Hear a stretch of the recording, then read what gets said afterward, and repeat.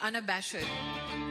The most unpredictable, Becomes a headline. the most volatile, Outrageous behavior. unsubstantiated narratives, a battle of personalities. Welcome to Grand Tamasha, a co-production of the Carnegie Endowment for International Peace and the Hindustan Times. I'm your host, Milan. Few stories have captured more headlines in India this year than the saga of Gautam Adani. Adani is CEO of the Adani Group and a regular fixture on the Forbes list of global billionaires. He was at one point the third richest man in the world. In January of this year, Adani and his companies were accused of stock manipulation and fraud by a little-known New York-based investment firm called Hindenburg Research. This sent Adani Group stocks plummeting, while Adani's own net worth took a massive nosedive. Today, the group is trying to calm investors and strengthen its balance sheets, even as both the Supreme Court and India's securities regulator are investigating possible wrongdoing. To talk more about the Adani affair, I'm joined on the show this week by Menaka Doshi, who is a senior editor at Bloomberg News. Menaka is one of India's most respected financial journalists. She had previously served as managing editor of BloombergQuint and executive editor of CNBC TV 18. She joins me on the podcast for the very first time from her home in Mumbai. Menaka, good to see you, and thanks for coming on the show. Delighted to be here, Milan. Looking forward to the conversation. And I've been a fan of Grand Tamasha, so I'm so happy to be invited on it. Well, we are very happy to hear that. I want to start by kind of asking a dummy question. And I think this is a question that most of our listeners don't really need, but in case somebody has had a news blackout for the past couple of months, tell us a little bit about Gautam Adani and the Adani Group, right? Who is this man? What is this group? And what has made them so kind of central to the Indian economy circa 2023? Gautam Adani is a classic rags to riches company, and depending on who you ask and what you read, a story that is both illustrious and controversial. He's a first-generation entrepreneur, now over 60 years old, married with two sons, both employed in the group businesses. Was born to a small merchant family in Gujarat. That's the state that also is home to the very large other big business group, that's the Reliance Group, and of course is also home to India's Prime Minister, Narendra Modi. Gautam Adani dropped out of university. Initially in his career, he dabbled in diamond imports, commodity trading, mostly coal, before he went on to set up the Mundra port. This was in the early 90s in India, the very early stages of port liberalization, if I may call it so, in the country. His very first company, that's Adani Enterprises, went public, and that was the first public listed company of the Adani Group, and this happened in 1994. Now, he wasn't very well known in the 90s. There was one unfortunate reason that he did come to be known. He was allegedly kidnapped in the late 90s by a mafia don seeking ransom and returned unhurt. Now, the next company of his that listed almost a decade later. This was Adani Ports. By then, Mundra had become a large, thriving business, and the listing took place in 2007.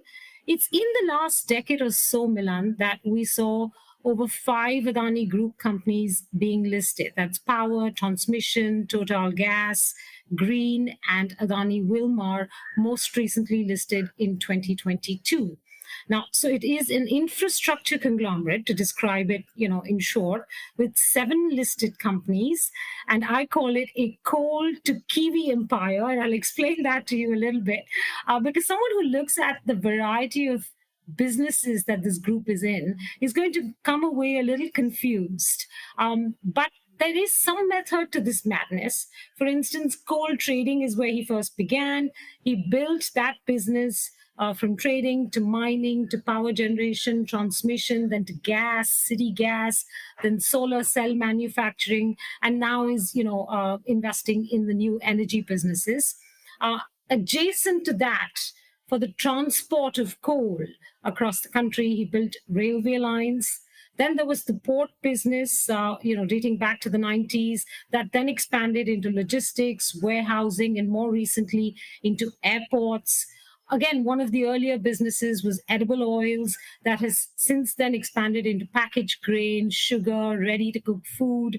So that's the core of the empire. And then there is some random expansion. I call it random. It might make sense to the entrepreneurs themselves. But cement, which was a most recent acquisition, petrochemicals, which is something we're not sure he's going to proceed with, given the events of the last few months, copper, again, a question mark on that, data centers, wastewater treatment, financial services. And the reason I call it coal to kiwi is because the Adani Group also imports fruits like kiwi for distribution in India. Now, to give you a sense of how vital this group is to India's infrastructure story, I'll just give you a couple of numbers. For instance, the port business, which is by far the most significant, most important commercially and strategically from a macroeconomy point of view business. 13 ports, 580 million metric ton capacity, servicing about 25 to 30% of the country's capacity of ports, right? Recently, he added on 8 airports to that. They will serve over a fifth of India's passenger base. This group houses a company that is the largest private sector city gas player. It is the largest private sector train operator with 66 freight trains. I can go on, but you get the gist. It has built many large infrastructure projects that are critical to India's infrastructure story. And for a large part, the expansion was in and around these key areas of business. So I want to come back a little bit later to its role in India's infrastructure build out, particularly kind of under the current kind of political configuration. But before we get there, let me just kind of take us back to January of 2023. We had this relatively unknown New York-based firm, Hindenburg Research, accusing the Adani Group of, quote, brazen stock manipulation and accounting fraud in a quite lengthy, over 100-page report that quickly, like wildfire, spread to the front pages in India and really around the world. Adani's business empire had more than $145 billion wiped from its value. I think in the first month since the report was published, that the sell-off that was triggered by Hindenburg erased more than 60% from the value of his publicly traded companies. Let's just start with the charges. What was it that was at the core of Hindenburg's kind of charge sheet, as it were? You said 100 pages. There were 88 questions that Hindenburg raised in its report, all of which have been denied by the Adani Group in a 400-plus page rebuttal, if I can call it that. But let's strip away from this the shock and awe that Hindenburg tried to put in its report and the nationalism that Adani has tried to put in its response, right? What's the core of this debate? Now, Hindenburg has pointed to the dizzying rise in Adani Group shares since about 2020. It has also pointed to some mysterious foreign funds that seem to be predominantly invested in Adani Group shares. Adani says, look, we can't control who invests in our shares and at what price. Hindenburg has pointed to high levels of debt across the Adani Group businesses. Adani has said, we've been working to reduce that debt. The debt is on a declining path. But let me also point out here, from an objective point of view, that till recently, there was a very uncomfortably high level of pledged shares by the Adani promoter group. Hindenburg says there is a web of ownership and offshore promoter entities involved in the ownership of this group and its many companies. Adani has not been able to answer that charge as yet convincingly. There have been some very confusing responses on the role of Vinod Adani, the brother of Gautam Adani, and whether he's a promoter, a related party, etc., etc. So that remains a gray area in the many issues that Hindenburg has raised. Hindenburg pointed to the checkered past of this group, multiple investigations by revenue intelligence, by the market regulator. Many of these are publicly documented, and Adani has pointed out in its rebuttal that these have been disclosed. In many cases, they've been exonerated by courts. But again, this was familiar territory for most journalists that have covered business in this country for a long time.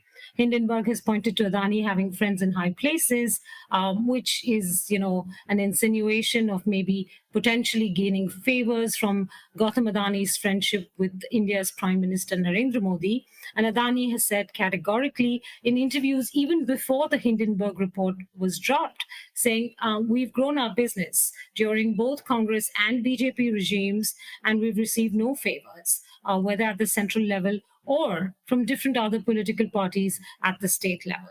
So what are we really left with at the end of this charge and countercharge and response game that's gone on for the last 2.5 months? We're left with questions of money laundering, stock manipulation, and accounting irregularities that we don't have clear answers on as yet. And I suspect we won't unless we see some responses or answers in the investigation being done by India's market regulator, SEBI. Those are the issues that yet deserve to be scrutinized and deserve to be answered. So let's dig a bit deeper into some of these supposed irregularities. There was a story in the Financial Times, and we'll link to that in the show notes, that claimed that almost half of all FDI, foreign direct investment, into Adani's conglomerate in recent years came from offshore entities linked to his family. Now, experts say that the role of these offshore entities make an already very complicated corporate structure. I mean, we should say the Adani Group has hundreds of subsidiaries. It has, thousands of related party transactions, as you alluded to. It's made this structure more opaque by its nature. How unusual is this? I mean, you have a member of parliament, Moa Moitra, who has said, this is a company that wants to be treated like a blue chip company, but it's behaving like a mom and pop dukan or shop. I mean, is this fair? Does this raise questions? The best way I can answer this, Milan, is that complex ownership webs are not new to a business journalist in any fashion. I think we've seen them in a variety of Indian businesses. And why just Indian? I think for tax and regulatory arbitrage reasons, I've seen complex layers of ownership, even in large multinational groups. I don't know if you recall, and if you follow tax, you will recall, but a variety of MNC structures that were created to be able to take advantage of what in taxation used to be called the double Dutch Irish sandwich, if I remember correctly. I don't think, and let me put it this way. Often promoters locate their ownership entities outside of a country just to be able to avail of tax benefits or regulatory benefits, or sometimes even to be able to raise funds from certain types of investors or for certain types of projects, which maybe the local economic or regulatory environment may not allow. So in itself, offshore entities are not the problem. A complex web of them does add to the opacity around them. The real problem is a lack of disclosure. The real problem is when queried, companies don't disclose what these structures are, how they were created, and for what purpose. And let me allude again to the confusion around Vinod Adani's involvement. Now, we know for a fact that when the Adani Group purchased a very large cement asset in the last few months, that was last year, they bought India's second largest cement business from Holcim's founders. Now, in that, the actual acquiring companies were Vinod Adani's companies. But the business is said to be acquired by the Adani Group. If you don't explain how and why in sufficient detail, investors are going to remain concerned or confused. In this case, it's a particularly good asset, and so therefore there hasn't been as much of blowback around the ownership structure.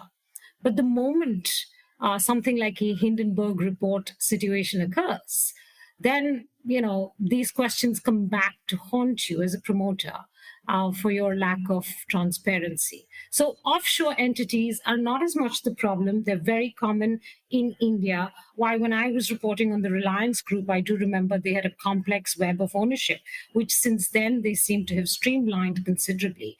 Offshore entities are not the problem. Not enough transparency around them is definitely a problem. But is there, just as a matter of law, according to the regulator, the securities regulator, an issue if you have essentially family money that is coming in from the outside under the guise of inward investment into the company, but really perhaps just a method for kind of bolstering one's share price? I mean, that is problematic as a matter of law, is it not? We need to break that down into two parts. If this is promoter money held offshore coming into the company as promoter investment through the regular permitted subscription of shares, let's say in a rights issue or otherwise, depending on a variety of different RBI and SEBI requirements, it might be perfectly okay to do so. I just pointed out to you that, in the cement acquisition, it was disclosed publicly in the open offer document that the acquiring companies were offshore entities that were primarily owned by Vinod Adani and his wife. And if SEBI has allowed for that open offer to go through and for the acquisition to be completed, then one can assume safely that that structure is not a problem prima facie for the regulator. I think where it becomes a problem is another allegation that not just Hindenburg, but an allegation that dates back to almost 2 years ago, where a group of foreign investors were found to have very concentrated holdings in Adani Group companies. And by that, I mean that almost 90 to 95% of those foreign funds were invested just in this one group's stocks. And that's when the questions arose, saying, who are these people? And why are they invested only in this one group? And could there be the possibility of round-tripping of money, as you've pointed to in your question? That has yet to be established, Milan. That has not yet been established through any investigation. We don't know if those funds were genuine funds who were only interested in India's infrastructure story and therefore wanted to only invest in Adani Group companies, or that they were some conduit for money, that otherwise could not be routed in. And that was used to ramp up Adani Group companies' share prices. We as yet have no conclusion on that. So let me ask you perhaps an even more difficult question, which is, coming back to something you said earlier. It's well documented that Gautam Adani has close, long-standing ties with the prime minister, dating back to his days as chief minister of the state of Gujarat. Modi has been characterized as a booster of Adani's companies when he was chief minister.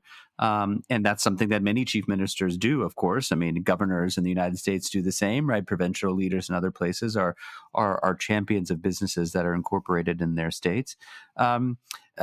And when Modi became prime minister, many of us will recall the images on television or in the newspapers of Modi flying to New Delhi in an Adani jet just after the May 2014 elections had concluded. But is it fair to infer from that it's this apparent proximity between the two men that is responsible for Adani's explosive growth, right? Because that is the charge that you often see levied, say, in the opinion pages or by other news channels. It is true, as I pointed out in my first answer, that a very large proportion of the expansion of the group's activities dates back to, let's say, the last 10 or 12 years. This question has been put to Gautam Adani himself in interviews he was doing earlier this year, let me put it that way, before his share sale efforts were scuppered.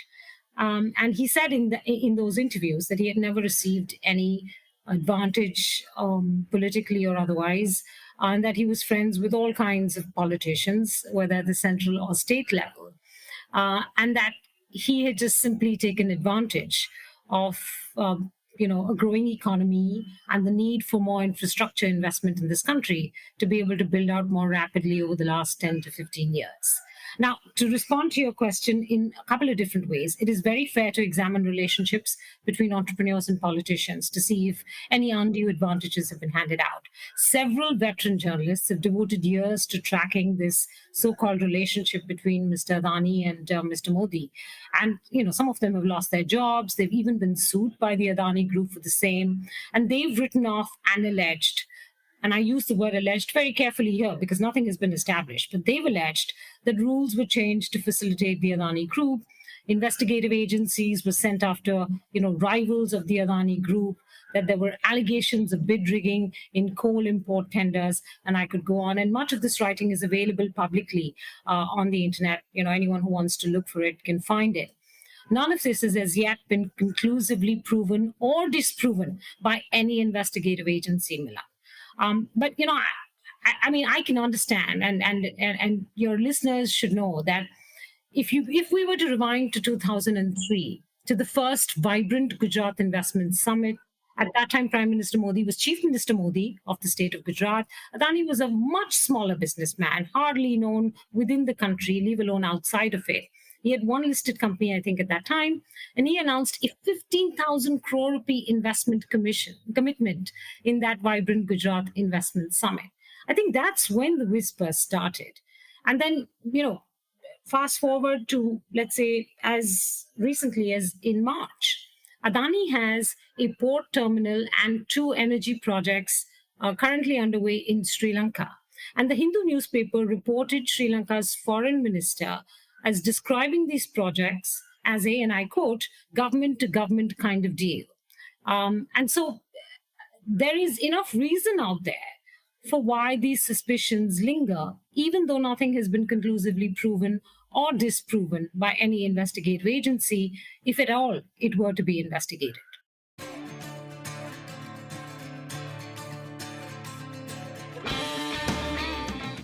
Hey, Grant Tamasha listeners. Thanks for listening to the podcast. Putting this show together each week is a labor of love, but it takes a lot of work to put out a great show every week.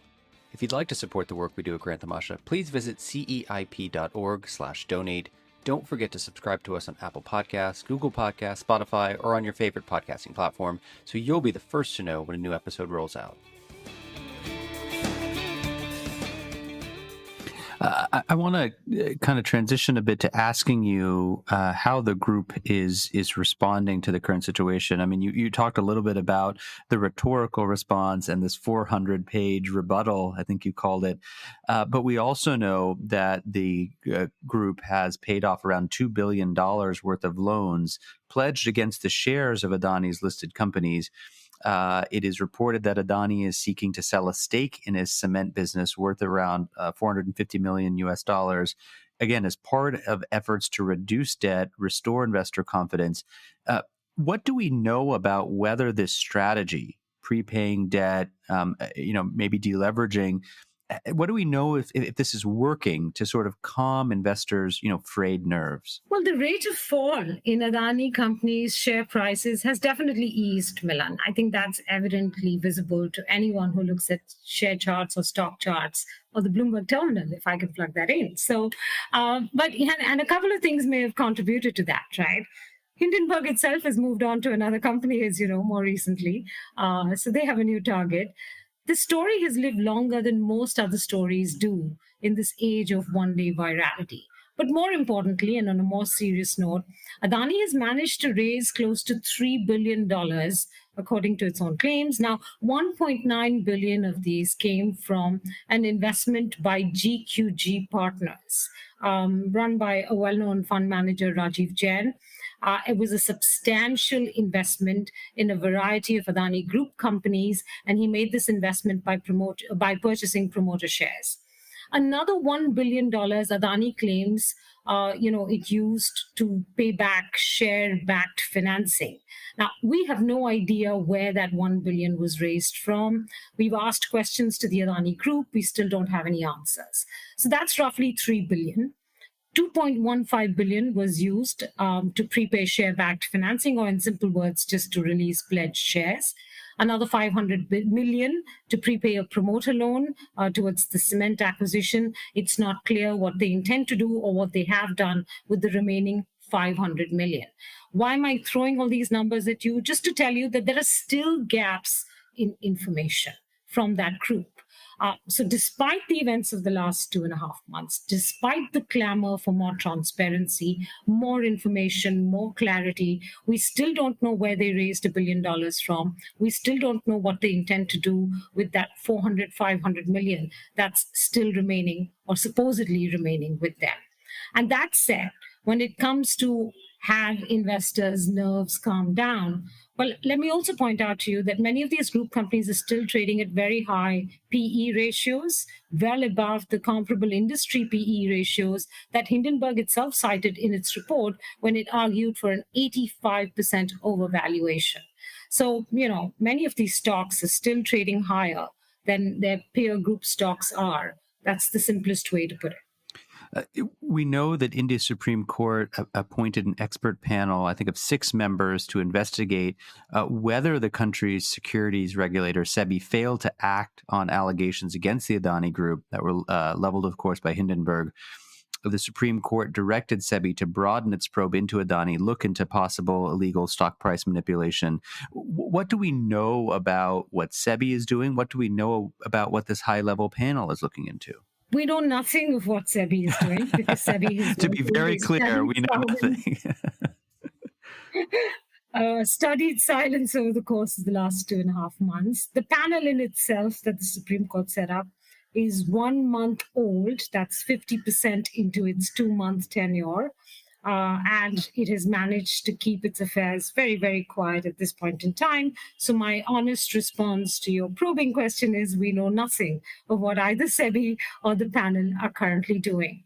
But to give you a broader response to that question, the very fact that the Supreme Court decided to get involved and then set up this committee to look into law affair Adani is still quite perplexing. Its reasons are still unclear. If you look at the composition of the panel, Milan, it's 3 businessmen, which includes 2 veteran bankers, O.P. Bhatt and K.V. Kamath, and one of India's most renowned entrepreneurs and technocrats, Nandan Nilekani. There's 1 capital markets lawyer slated to become a judge there, Somasekaran Sundaran, and 2 former judges. So that's the committee. And their mandate ranges from general and somewhat vague, if I may call it that, to peculiar. For instance, this is what the Supreme Court has asked them to do is one of the things. Provide an overall assessment of the situation, including the relevant causal factors which have led to the volatility in the securities market in the recent past. How is a panel of 6 people, as I just described to you, going to be able to offer you insight into that? But anyways, one of the other tasks they've been given is to suggest measures to strengthen investor awareness. Very general, right? The third task they've been given, very surprisingly so, is to investigate whether there has been regulatory failure. So here's a panel of 6 people with diverse experiences and interests that are going to sit in judgment of whether a regulator succeeded or failed, even as the regulator itself is yet to complete its investigation into this situation. And when I say situation, I mean 2 parts to it. One that dates back 2 years ago to 2021, when the first questions were raised about those peculiar foreign investors that I described to you earlier on. And when we were told in Parliament that SEBI is looking into the matter and no outcomes as yet have been shared. And the second part of the SEBI investigation is obviously prompted by the more recent events starting the end of January, which is the Hindenburg report and all the sort of subsequent developments that took place after that. Now, both SEBI and the panel have to submit their report to the Supreme Court or have to, come to their findings in 2 months. And the panel will submit its report to the court in a sealed cover, which means that it will never be made fully public, right? The Supreme Court will choose how much of it to share. If we're lucky, maybe it will share all of it, but it might not share all of it. So I'm really not clear what this exercise is going to achieve.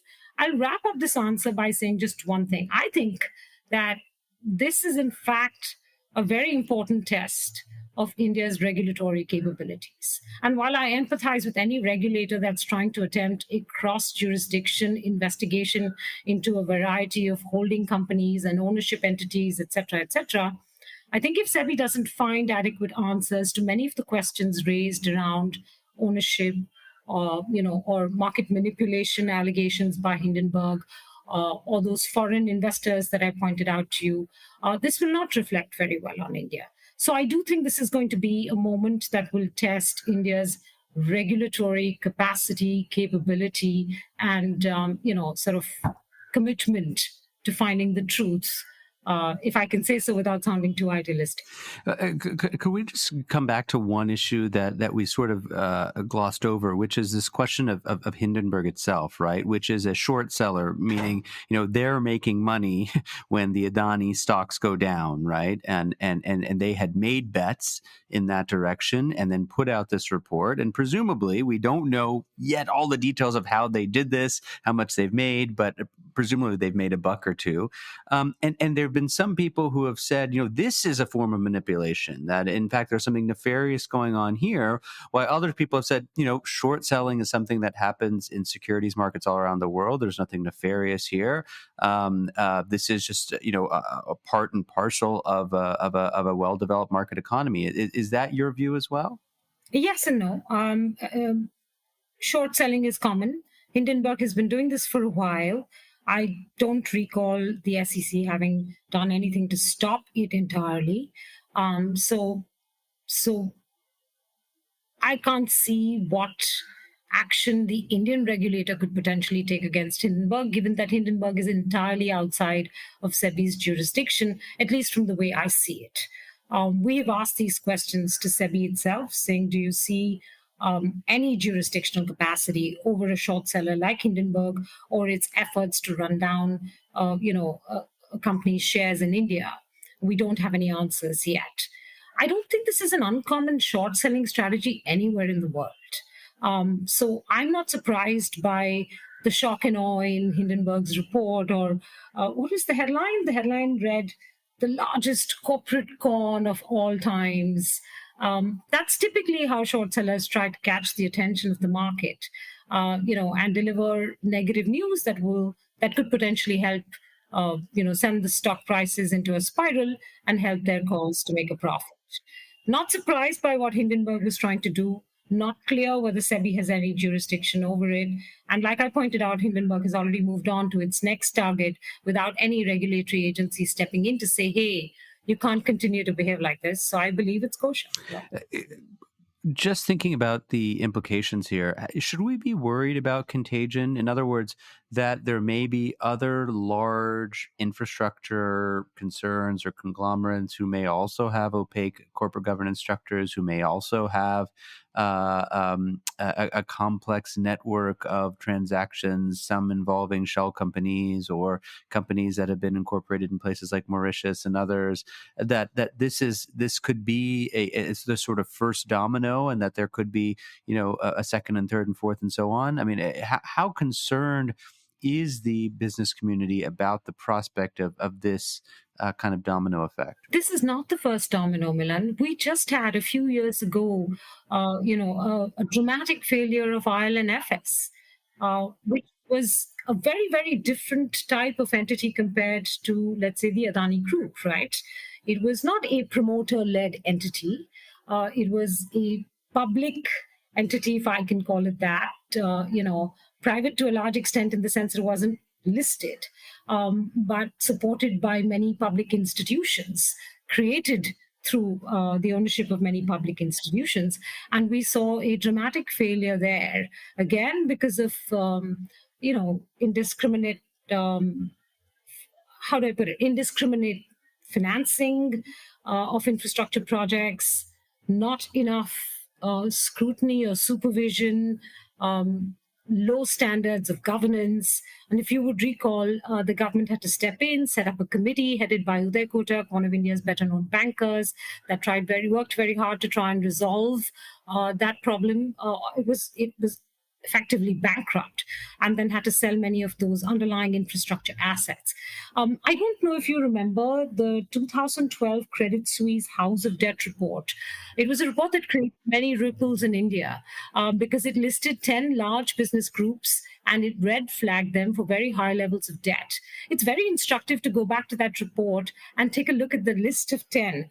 Many of them don't exist anymore, or exist in a very diminished form. Definitely many of them have had to downscale their infrastructure ambitions. And the Adani Group did feature on that list of 10.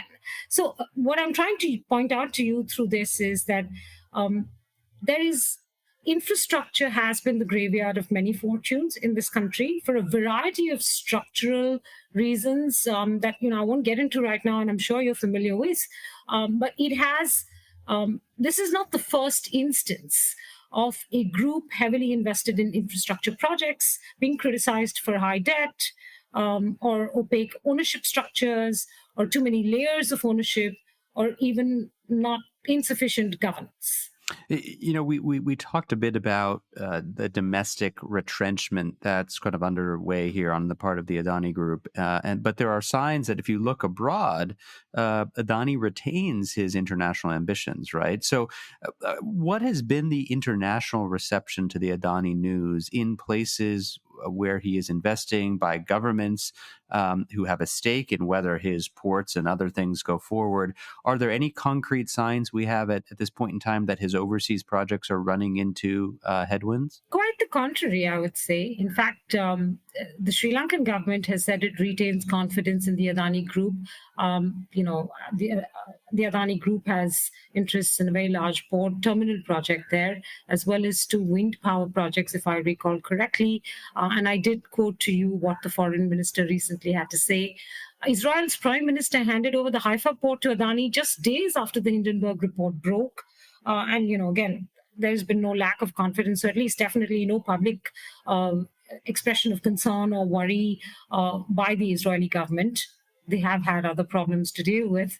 The Australian High Commissioner has recently said that Adani remains a significant investor from India. Adani has very large coal interests in Australia. Very controversial project, as you will recall.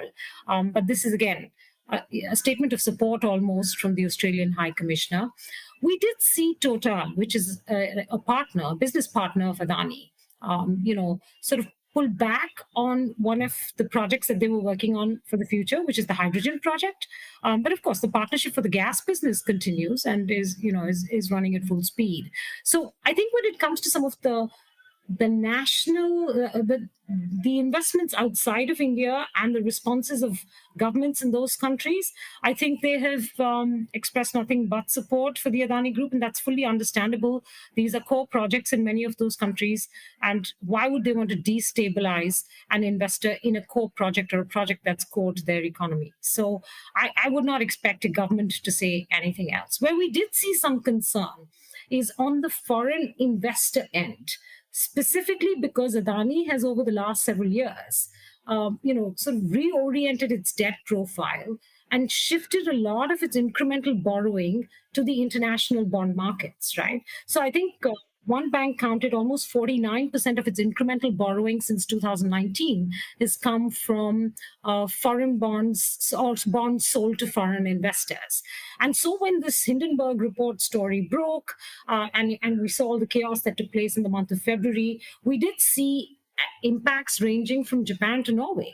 Nomura, Sumitomo, Mizuho in Japan, these are all large funds that stepped up disclosures of their funds investments in Adani bonds and Adani stocks. In Norway, we saw the sovereign fund there exit completely all its investments in Adani Group companies. That exit was ongoing and just accelerated by the Hindenburg report. So we saw some international banks like Credit Suisse saying that they will no longer accept Adani bonds as collateral for margin loans. So we saw the impact play out quite differently when it came to the financial, institutional investor community across the world versus how governments in countries that Adani is invested in or building projects in responded. I want to sort of bring this conversation to a close by asking you about the implications for India's political economy. There was a long read in the Financial Times which touched upon this, and I just want to read a quote of what they've written. Apart from the future of the billionaire and his business empire, of course referring to Gautam Adani, something bigger is on the line. India's probity in corporate governance and pursuit of a development model in which the state has entrusted a few ultra-rich men with running India's infrastructure and pioneering investments abroad. And so I guess the question is, do we think that, or is there any evidence of sort of rethink in kind of India's development model, right? I mean, the former chief economic advisor, Arvind Subramanian, among others, has critically talked about the idea of this national champions story, particularly referring to Adani and Ambani and the way in which there are quite a lot of bets placed on them by the government. And if you look at their kind of medium to long range plans, is this model in danger of a rethink? I don't recall the government ever having articulated very clearly a national champion policy, Milan. I think if we're reading into what the government is seeking to do, then this is not the first country to try and build out national champions. There is a ton of academic literature on whether a national champion strategy is a good one, is not a good one. Does it work in the short term but suffers in the long term? I'm not the economic expert to hold forth on this and bore your listeners, except to say that as a journalist, whilst I understand the short-term benefits for a country like India to build 4, 5, 6, 7, 8, 9, 10 large businesses, especially because we've come from a past of a very fractured industrial environment, right? Almost 40-50% of India's economy was small businesses. And at that time, people would complain about the fact that we just didn't have scale. So I can see why a government would want scale. I also understand that we should be very wary of how other countries have experienced this, what it means for corporate concentration, what it means in terms of creating large, bloated, unviable, rent-seeking enterprises, crony capitalism, the impact it can have on competition, on innovation. Over the last few years, because of the variety of macro shocks the world has gone through, we've had institutions ranging from the IMF to competition authorities talk about rising corporate concentration and the ill effects of that. And, all of this just compounds that problem. And I must point out, I'm currently reading an interesting paper that Viral Acharya has just published. He was the former RBI deputy governor in India. And, he's written about inflation, but he's also pointed out to this national champion theory as he sees it, and how it could potentially be feeding directly into keeping prices at a high level. Because these companies or these groups obviously have then amassed large pricing power, and how this may feed into core inflation or a persistently high level of inflation. So, yes, I think there are ill effects to watch for, but I have not heard the government articulate a national champion strategy.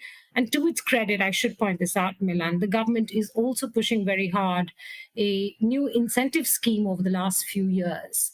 The PLI scheme, you might have heard of it. And through that, they're trying very hard to see if they can build many more domestic players in important industrial areas and give them an opportunity to scale.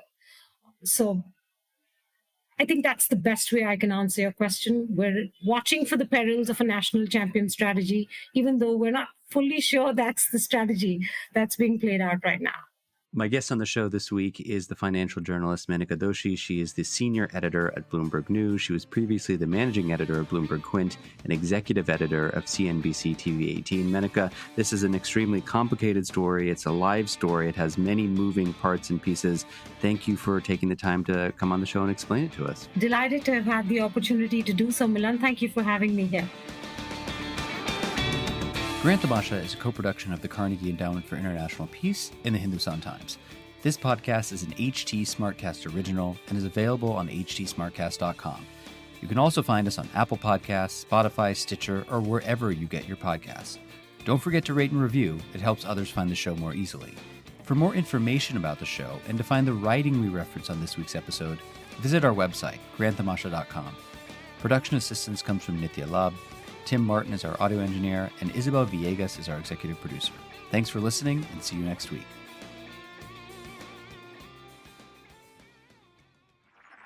This was a Hindustan Times production brought to you by HT Smartcast. HD Smartcast.